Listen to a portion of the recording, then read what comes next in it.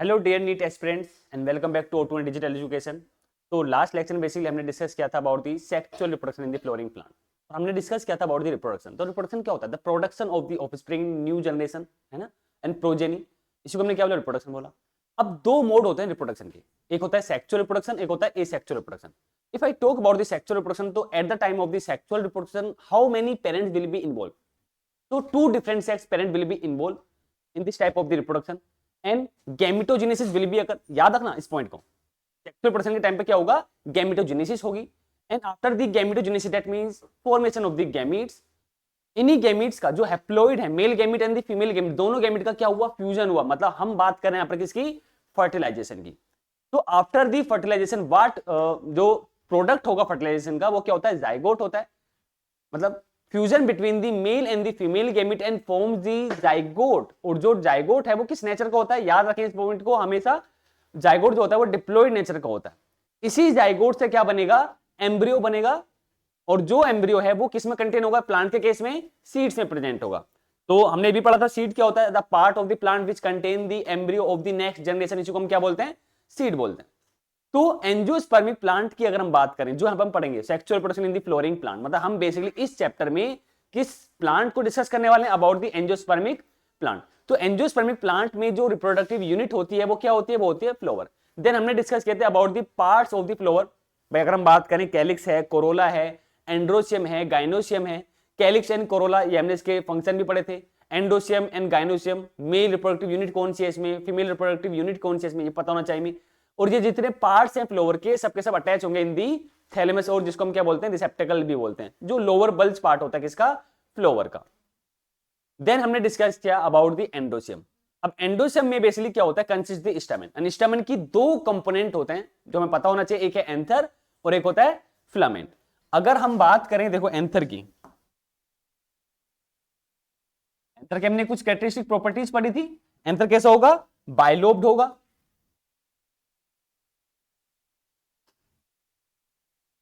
कैसा anther? Bilobed है, मतलब this one is anther and this one is filament. अब जो एंथर है वो कैसा है? बाइलोब्ड है। एक लोब में कितने माइक्रोस्पोरेंजिया प्रेजेंट होते हैं? 2 माइक्रोस्पोरेंजिया प्रेजेंट होते हैं। तो दोनों लोब में कितने माइक्रोस्पोरेंजिया हो गए? 4 माइक्रोस्पोरेंजिया हो गए। तो एंथर की जो बेसिक प्रॉपर्टी है, जहां से नीट में क्वेश्चन भी पूछा था, नीट के एस्पेक्ट में हम बात कर रहे हैं, tetra microsporangiate. That means 4 microsporangia present in each anther. ठीक है।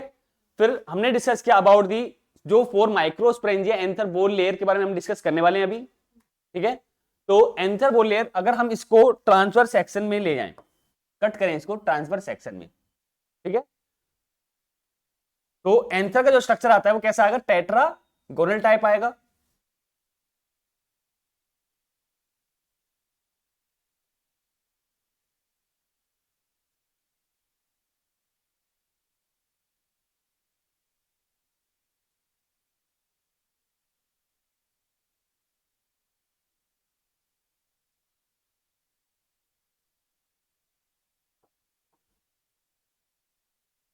अब इसी में प्रेजेंट है माइक्रो स्पोरेंजिया।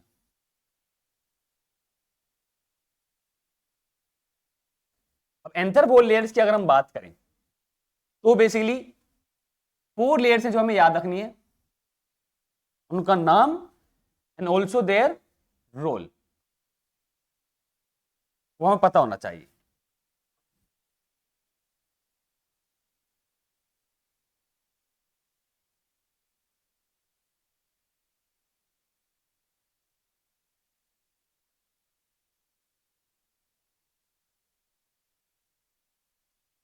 अब देखें बेटा, तो आउटर मोस्ट लेयर जो होगी वो कौन सी होगी?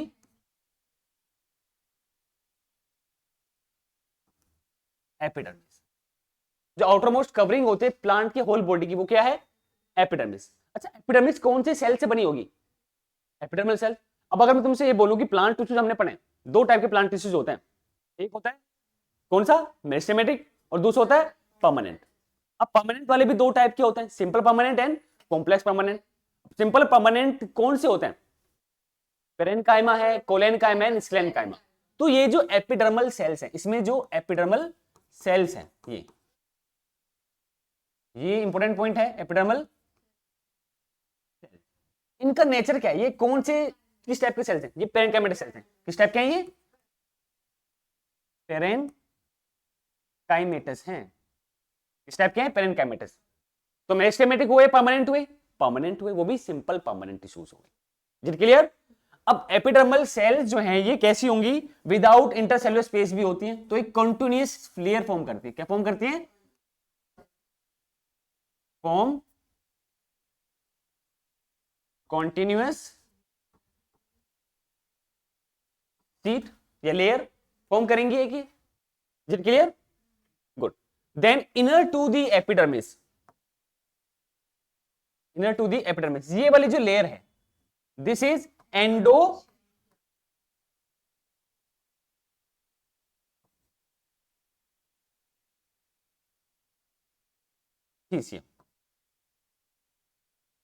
और ये जो एंडोथीसियम है, याद रखना, इनर टू दी एपिडर्मिस होगी and contain the alpha cellulosic fibrous band, contain alpha cellulosic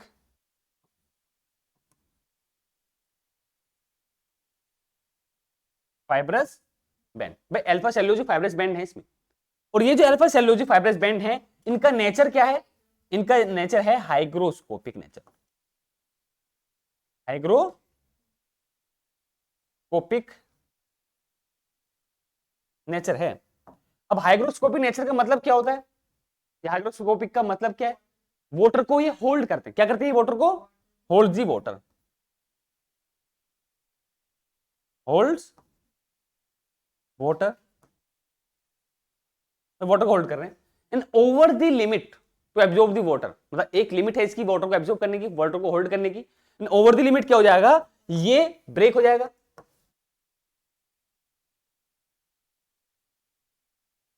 over the limit क्या हो जाएगा, ब्रेक या बस्ट, बस्ट हो गया या ब्रेक हो गया। और इसी प्रोसेस को हम क्या बोलते हैं, डेहिसेंस ऑफ द एंथर। क्या बोला हमने इसको, डेहिसेंस ऑफ एंथर।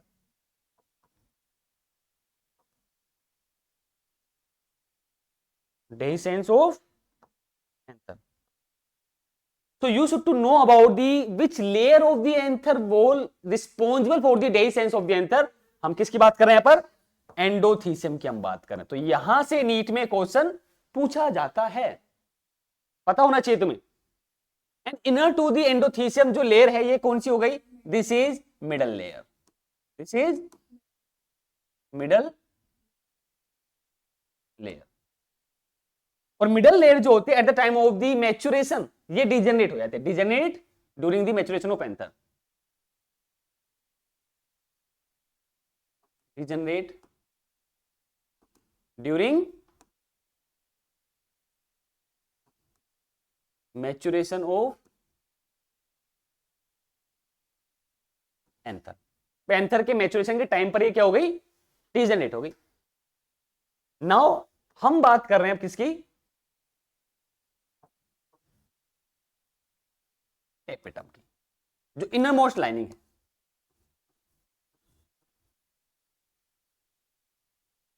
तो टेपेटम क्या है, इनर मोस्ट लाइनिंग है।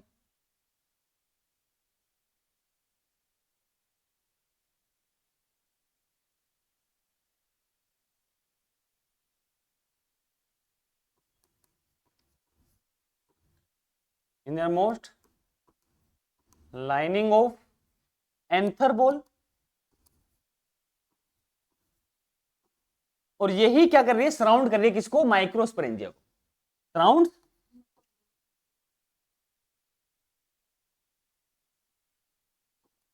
Micro sporangia. भाई माइक्रोस्पोरेंजिया को सराउंड करेगी। अब अगर हम बात करें टेपेटम के रोल की या इसकी सेल्स की हम बात करें पहले, तो टेपेटम की जो सेल्स होंगी वो उसके फीचर्स क्या है, भाई डेंस साइटोप्लाज्म होगा उसका। टेपिटल सेल्स की हम बात कर रहे हैं, टेपिटल सेल्स की हम बात कर रहे हैं। तो डेंस साइटोप्लाज्म है, डेंस साइटोप्लाज्म है, और contain more than one nuclei, more than one nuclei. तो मोर देन वन न्यूक्लियाई के लिए हमने एक टर्म रखा पॉलीप्लोइडी, बोल सकते हैं पॉलीप्लोइडी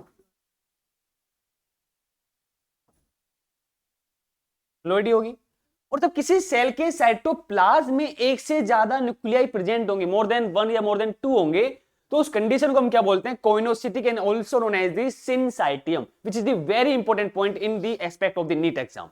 यहां से क्वेश्चन पूछा जाता है रिलेट करते हुए, अदर चैप्टर से भी क्वेश्चन पूछा जाता है, लाइक क्लास 12 से भी चैप्टर बनते हैं यहाँ पर, क्लास 11 के चैप्टर से भी क्वेश्चन बन जाते हैं यहाँ पर, ठीक है। तो पॉलीप्लोइडी में क्या बोला हमने इसको, सिनसाइटियम और also known as coenocytic nature, इसको हमने बोला। Is it clear? And if I talk about the role of the tapetum, अगर हम टेपेटम के रोल की बात करें तो provide the nourishment to the developing pollen grains, या हम बोल सकते हैं माइक्रोस्पोर्स। इसका रोल है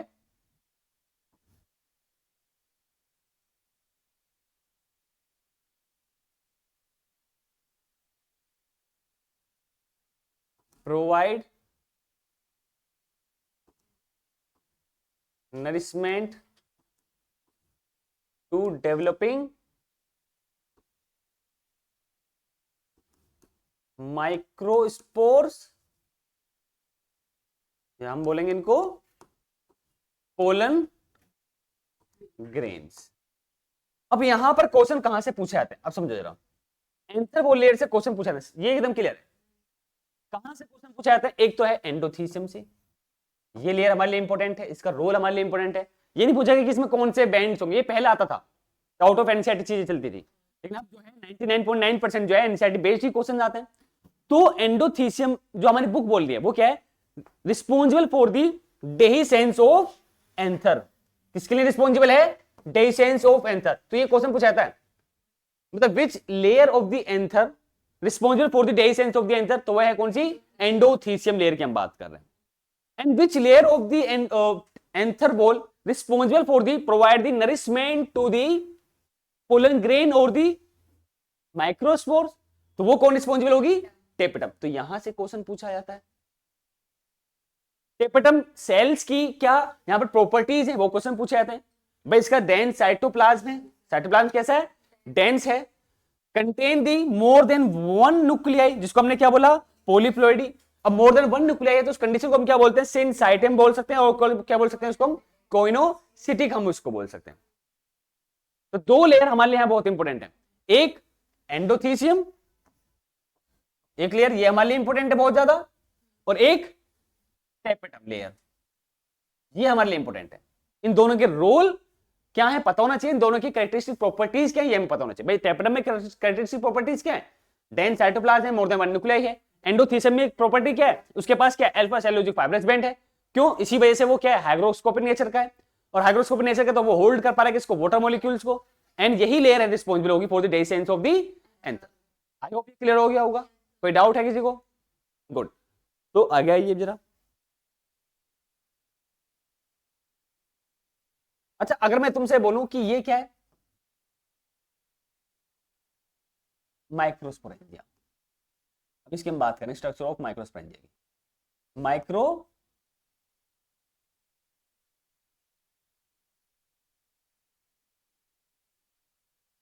क्या बोले इसको, माइक्रोस्पोरेंजिया। इसी माइक्रोस्पोरेंजिया की हम बात कर रहे हैं। तो हमें पता है एंथर में कितने लोब हैं, दो, कितनी सरफेस है, चार, इसी वजह से इसको हम क्या बोलेंगे, टेट्रागोनल बोलेंगे। दोनों लोब एक दूसरे से सेपरेटेड हैं बाय द डीप ग्रुप, पर अटैच भी होंगे by the connective tissues type, ठीक है। एंथर की वॉल हमने पढ़ ली यहां पर। अब आ गया ये एंथर, मतलब कि माइक्रोस्पोरेंजिया के स्ट्रक्चर की हम बात कर रहे हैं, ठीक है।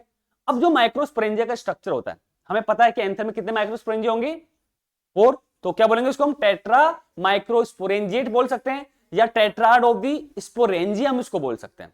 इज इट क्लियर, आ गया ये जरा, स्ट्रक्चर ऑफ माइक्रोस्पोरेंजिया की हम बात करें तो microsporangia contain the homogeneous group, या एक यहां पर क्या होगा, अरेंजमेंट होगा किसका, मेरिस्टेमेटिक सेल्स का, जिनको हम क्या बोलेंगे, स्पोरोजेनस टिश्यूज। तो ये जो स्पोरोजेनस टिश्यूज हैं, इन्हीं स्पोरोजेनस टिश्यू का हमने क्या बोला, प्राइमरी स्पोरोजेनस टिश्यूज। और यही प्राइमरी स्पोरोजेनस टिश्यूज डेवलप होंगे into the microspore mother cell. इनकी प्लोइडी क्या होती है वो हमारे लिए इंपॉर्टेंट है। अब आगे आइए जरा, तो हम बात करें structure of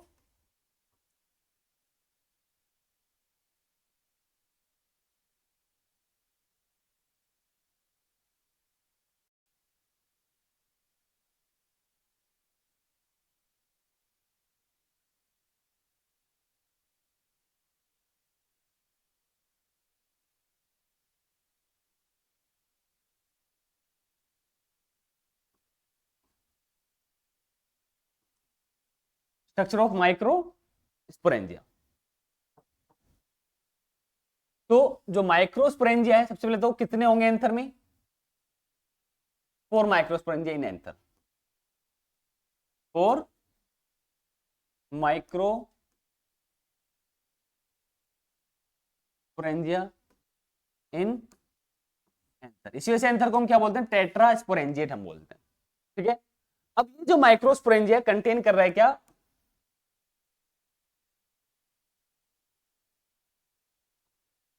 microsporangia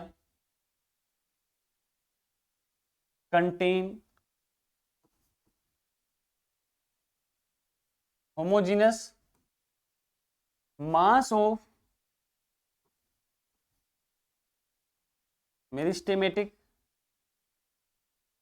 sales, meristematic cells. इन्हीं को हमने क्या बोला, प्राइमरी स्पोरोजेनस टिश्यूज। क्या बोला हमने इनको, प्राइमरी स्पोरोजिनस टिश्यूज हमने इनको बोल दिया। ठीक है, और यही प्राइमरी स्पोरोजिनस टिश्यूज फॉर्म करेंगे किसको, forms microspore mother cell, microspore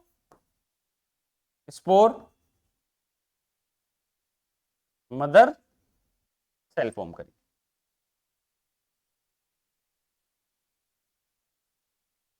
point clear है। अब आगे आइए जरा, अब देखो यहां पर, अगर मैं बात करूं यहां पर, देखो हमने क्या पढ़ा, माइक्रोस्पोरेंजिया 4 हैं एंथर में, और यही माइक्रोस्पोरेंजिया कंटेन कर रहे हैं क्या, homogeneous mass of the meristematic cells. अच्छा, अगर हम बात करें मेरिस्टेमेटिक सेल्स के नेचर की, मतलब उसका रोल क्या होगा, डिवाइडिंग होता है, क्या हो सकता है ये, तो याद रखना ये मेरिस्टेमेटिक सेल्स कैसी होंगी, डिवाइडिंग सेल्स होती, डिवाइडिंग सेल्स, ये इंपॉर्टेंट है हमारे लिए। तो इन्हीं मेरिस्टेमेटिक सेल्स के ग्रुप को हमने क्या बोला, प्राइमरी स्पोरोजिनस टिश्यूज। और यही प्राइमरी स्पोरोजिनस टिश्यूज फॉर्म कर रहा है किसको, माइक्रोस्पोर मदर सेल को। अब हम बात करें इन the aspect of their ploidy, तो चाहे यहां पर माइक्रोस्पोरेंजिया, भाई यहां तो कोई सेल नहीं देते, ग्रुप हो गया एक, तो सेल कौन सी है ये, मेरिस्टेमेटिक सेल। तो इसकी प्लोइडी क्या होगी, 2n, क्या होगी, 2n, डिवाइडिंग नेचर की है, डिवाइड करेगी, तो डिवाइड होगा क्या बनाएगा, प्राइमरी स्पोरोजिनस टिश्यूज। तो इस टिश्यूज में जो सेल्स होंगी उसकी प्लोइडी भी क्या होगी, 2n होगी। और यही फॉर्म हो रही है किसमें, माइक्रोस्पोर मदर सेल में। तो माइक्रोस्पोर मदर सेल की प्लोइडी भी यहां पर क्या है, 2n है। मतलब 2n का मतलब क्या है, डिप्लॉइड। और डिप्लॉइड में अगर हम डिफाइन करना चाहें इसको कैसे करेंगे, so those type of the cell which contain the 2 sets of the chromosomes, उन्हीं सेल्स को हम क्या बोलते हैं, डिप्लॉइड बोलते हैं। और जिन सेल्स के पास क्या है, सिंगल सेट है क्रोमोसोम का, उसको हम क्या बोलेंगे, हैप्लॉइड बोलेंगे। कोई एक एग्जांपल हैप्लॉइड सेल का, कोई एक एग्जांपल हैप्लॉइड सेल का, गैमीट्स, गैमीट्स, गैमीट को छोड़कर जो सेल्स होंगी बेसिकली वो कैसी होती है, वो डिप्लॉइड ही होते हैं। अगर हम अपनी बॉडी के एस्पेक्ट में बात करें तो समझ में आया नहीं आया, देन तो माइक्रोस्पोर मदर सेल कैसी है, डिप्लॉइड नेचर की है। अब नेक्स्ट टॉपिक जो आ रहा है वो है क्या, माइक्रोस्पोरोजेनेसिस, मतलब माइक्रोस्पोरेंजिया। हमने एक पॉइंट पढ़ा था लास्ट क्लास में कि यही माइक्रोस्पोरेंजिया डेवलप होगा इनटू द पोलन सैक, पढ़ा था हमने, डेवलप इनटू पोलन, और इसी पोलन सैक से क्या बनेंगे, पोलन ग्रेन्स बनेंगे। And before the development of the pollen grain, जो प्रोसेस होगा वो कौन सा होगा, माइक्रोस्पोरोजेनेसिस होगा, वो उसी प्रोसेस की हम यहाँ पर बात करने वाले हैं। तो माइक्रोस्पोरोजेनेसिस किस टाइप के टिश्यूज या सेल्स में होता है ये हमें पता होना चाहिए, तो वो है ये माइक्रोस्पोर मदर सेल। कौन सा डिवीजन होगा एट दिस टाइम, मियोसिस होगा, क्योंकि हमें अब हैप्लोइड सेल बनानी है डिप्लोइड सेल से, और जब हमें डिप्लोइड सेल से हैप्लोइड सेल बनानी होगी तो हम कौन सा डिवीजन करेंगे, meiosis, which also known as the reductional division. क्या बोलते हैं उसको, रिडक्शनल डिवीजन बोलते हैं। तो आइए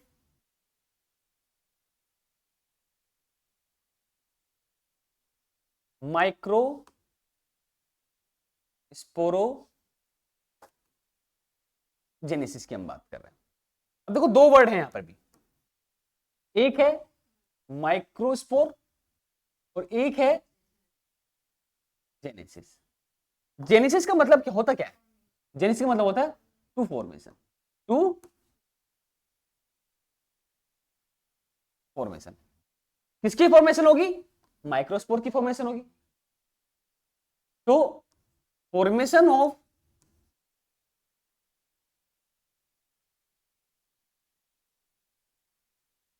माइक्रोस्पोर कैसे होंगे, हैप्लोइड होंगे। Formation of haploid microspores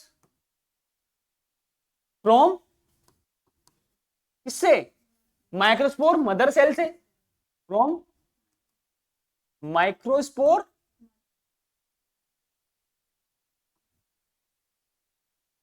mother cell, through which type of the cell division, meiosis, through meiosis. Is it clear, यही है माइक्रोस्पोरोजेनेसिस।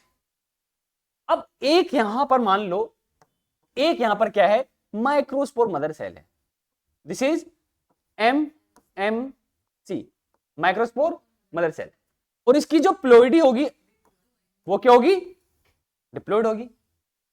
और हमें क्या बनाना है इससे, माइक्रोस्पोर मदर सेल से माइक्रोस्पोर्स बनाने हैं हमें, और माइक्रोस्पोर्स की प्लोइडी क्या है, हैप्लोइड है। कैसी प्लोइडी है, हैप्लोइड है। तो डिप्लोइड सेल से हमें हैप्लोइड सेल बनानी है, और जब भी हम डिप्लोइड सेल से हैप्लोइड सेल बनाएंगे तो कौन सा डिवीजन करेंगे, मियोसिस करेंगे। और मियोसिस जो होता है दो टाइप का होता है, मियोसिस 1 एंड मियोसिस 2।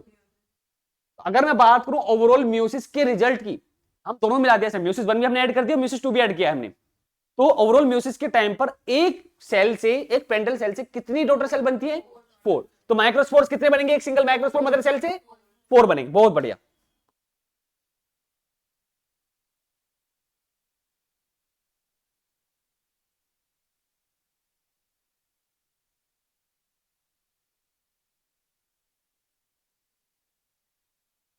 ये बन गए क्या, माइक्रोस्पोर। तो ये जो डिवीजन है ये वाला, इस डिवीजन को हमने क्या बोला, मियोसिस। हालांकि ये मियोसिस 1 है और ये मियोसिस 2 है। मियोसिस 1 और मियोसिस 2 हमने पढ़ा था कि इसको हम रिडक्शनल डिवीजन बोलेंगे, किसको हम इक्वेशनल डिवीजन बोलेंगे, ये पता होना चाहिए हमें। और मियोसिस 1 के टाइम पर ही क्या हो जाता है, जो सेल की प्लोइडी वो हाफ हो जाती है, मतलब अगर ये 2n यहां पर है तो मियोसिस 1 के टाइम पर ही ये कैसी होगी सेल, ये वाली, ये n टाइप की होंगी, हैप्लोइड हो गई है। तो ये तो रिडक्शनल डिवीजन हो गया, बट ये वाला जो होगा ये इक्वेशनल डिवीजन होता है। ये कैसा होगा, ये 1 और 2 के एस्पेक्ट में हमने बात करी, लेकिन अगर मैं बात करूं ओवरऑल मियोसिस के एस्पेक्ट में तो उसको हम इक्वेशनल बोलेंगे, रिडक्शनल बोलेंगे, क्योंकि अब पेरेंटल सेल ये हैं और डॉटर सेल ये हैं। अगर ओवरऑल मियोसिस के बारे में बात करें तो parental cell and these are daughter cells, और डॉटर सेल सारी कैसी हैं, किससे बनी है, डिप्लोइड सेल से बनी है। कौन सा डिवीजन हुआ है, मियोसिस हुआ है, तो उसको हमने क्या बोला, रिडक्शनल डिवीजन।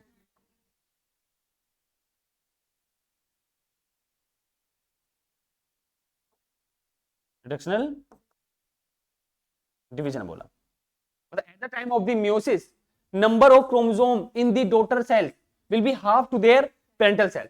फॉर एग्जांपल अगर इसके पास 40 नंबर ऑफ क्रोमोसोम हैं तो इनके पास कितने हो गए, 20। इन सबके पास क्या हो गए, 20 नंबर। ये हम समझने के लिए ले रहे हैं, जो 40 20 वाले रहे हैं, तो स्पेसिफिक हर प्लांट में अलग अलग क्रोमोसोम्स होंगे, ठीक है। क्या बोला हमने इसको, माइक्रोस्पोरोजेनेसिस। अब हमें क्या मिल गया, माइक्रोस्पोर मिल गया। माइक्रोस्पोर कैसे हैं, याद रखना, माइक्रोस्पोर्स आर दी हैप्लोइड। किससे बने हैं, डिप्लोइड टिश्यू या सेल से बने, डिप्लोइड सेल से बने बेसिकली। माइक्रोस्पोर मदर सेल से बने। अब हम बात करें कि ये जो माइक्रोस्पोर्स बने इन्हीं से डेवलप होगा क्या? Pollen grain. इन्हीं से क्या डेवलप होगा? Pollen grain.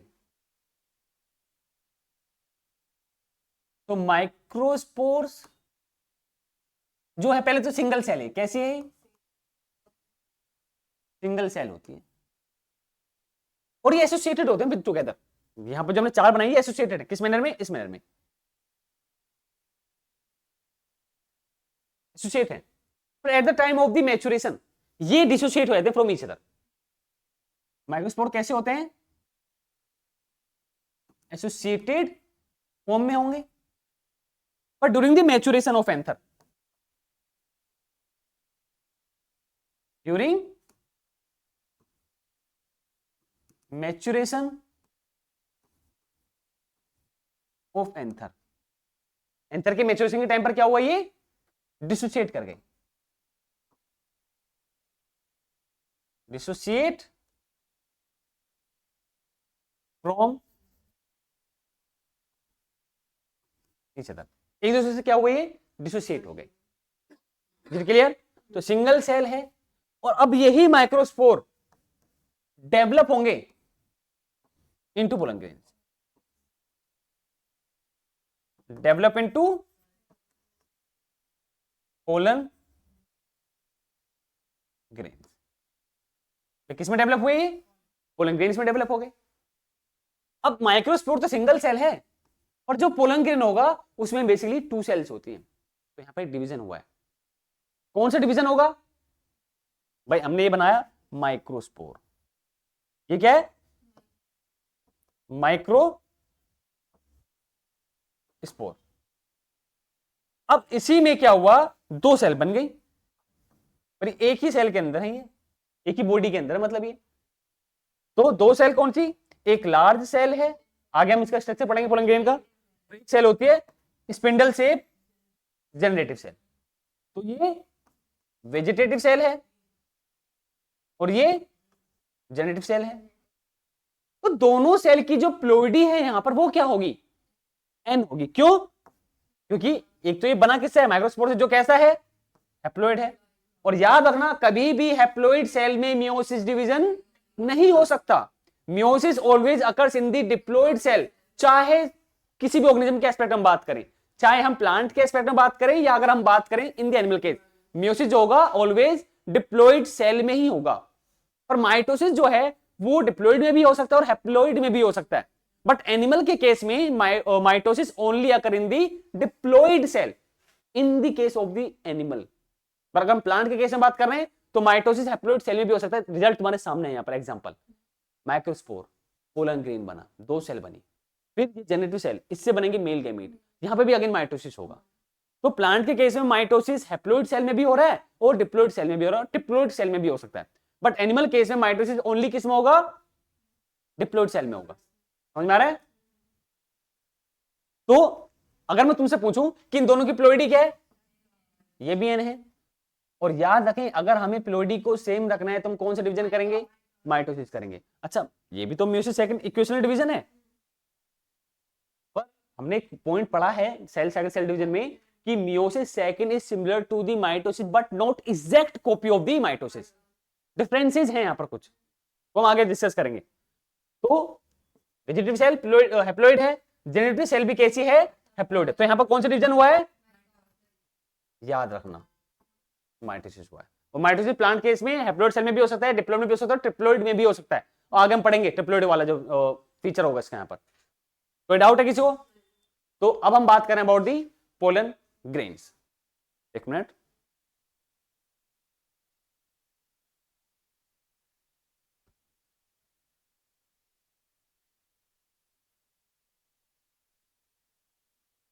तो आज के सिलेक्शन बच्चों इतना ही करेंगे। नेक्स्ट सिलेक्शन हम डिस्कस करेंगे अबाउट दी पोलन ग्रेन। और अगर कोई डाउट है आपको इसमें तो कमेंट कर देना, I will reply. And thank you lecture में बने रहने के लिए।